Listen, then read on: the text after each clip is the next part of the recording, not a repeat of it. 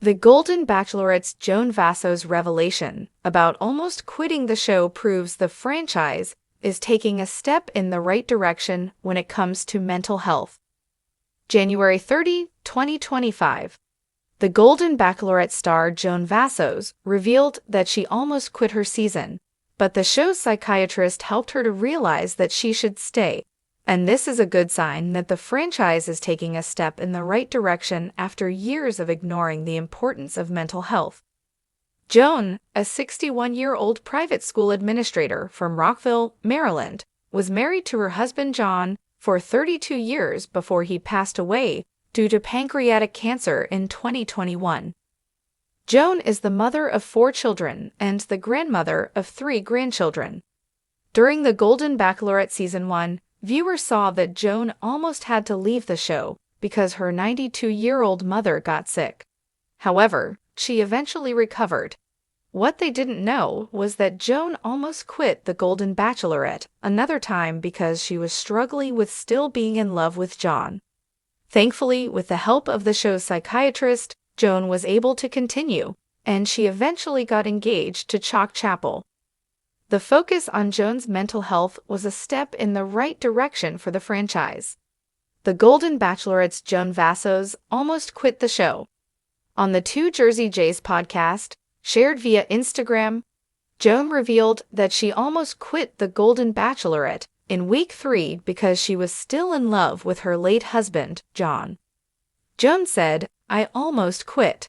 However, she added that she didn't tell the producers about her intentions, but instead, she turned to the show's psychiatrist. "I don't know if I can keep doing this. I'm still in love with John," Joan explained, "and so I asked to speak to the psychiatrist. They came into my room, and I was like, I don't know if I can keep doing this. I'm still in love with John. Like, how do you do this?" And they go, "Well, why do you think you have to not be in love with John?" And I go, "'Cause, how do you? These men, they expect me to fall in love with them. You know, one of them does." They said, "Well, you can still do that." Golden Bachelorette men about them, she felt so much better. She'd already discussed her conflicted feelings with Chalk on the first one-on-one date, and he could completely understand her because he'd lost his fiancée of 9 years, Kathy, to brain cancer in 2022. Joan discovered that the other men could relate to her feelings as well, which was an important moment for her. If Joan had quit the Golden Bachelorette and given up, then she wouldn't have found her happiness with Chalk. It's fantastic that she felt comfortable enough to admit how she was feeling and seek help for it. The Golden Bachelorette psychiatrist should be commended for creating a safe space for Joan to express her feelings freely and for offering such good advice to her. Joan took the Golden Bachelorette psychiatrist's advice. Joan then shared the advice that the psychiatrist gave her. She said, "They said, picture it like this. Picture that John is a balloon in this hand, and this other person is a balloon in this hand. And you don't have to let go of this one to hold on to this one.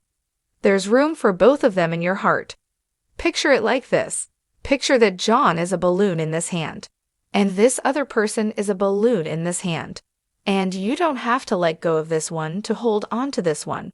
There's room for both of them in your heart." Joan was able to use this advice to help herself understand that she could keep loving John, while also making room for someone else in her heart. It's wonderful to hear that, instead of convincing her that her concerns weren't valid or sweeping them under the rug, the show had a resource that could aid her in dealing with her mental health. Because the show is so isolating for the lead, it's comforting to know that Joan had someone whom she could talk to.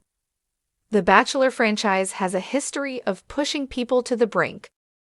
Through the years, it's been very difficult to watch some of the Bachelor franchise shows when the leads or contestants were clearly struggling, but the show didn't do anything to help them, and sometimes even took advantage of them by exploiting their mental health by airing their worst moments.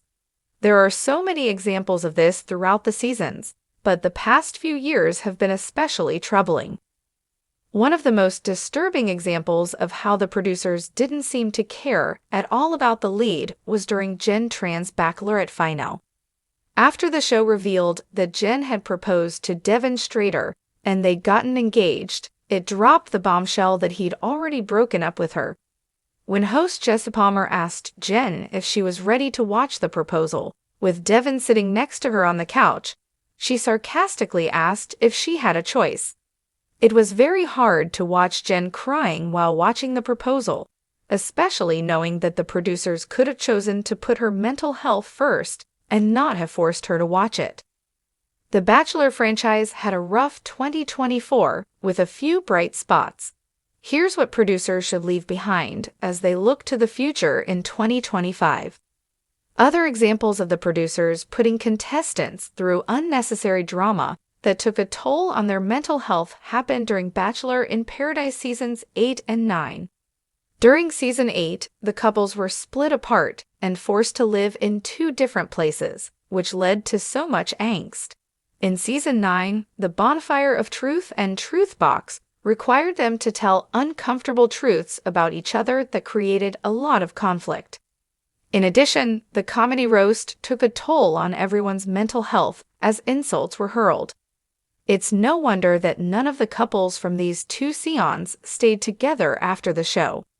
After The Bachelor Season 26, Clayton Echard spoke about how his mental health had suffered because he was portrayed as a villain who broadcasted that he was intimate in the fantasy suites with Rachel Recchia and Gabby Windey, and told all three of his final women, Rachel, Gabby, and Susie Evans, that he loved them.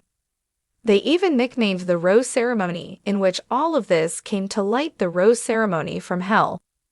The show didn't seem to have any regard for the fact that Clayton was a real person, and his life became a living hell in the months after the show aired.